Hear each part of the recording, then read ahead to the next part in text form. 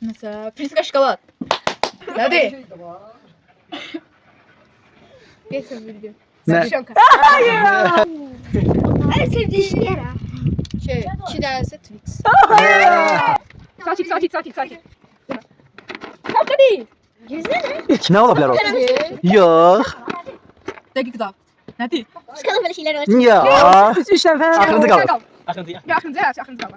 Kömekleyin de bir tane kömek. Ne masattı bu? Yok, ben de bilmek istiyorum. Bir ders kalır. Baş harfini diyeceğiz. Yok. Yok olmazsan da olur. Ortasına bak 4 eşiği var. Baza. Tezene. 5. 4. Yok da. Tezene. Sıfır. Yok. Çok tardı. Ya. Makaron. Alınmadı. Makaron. Eçet ola. Ne de o? Limon. Hıyar.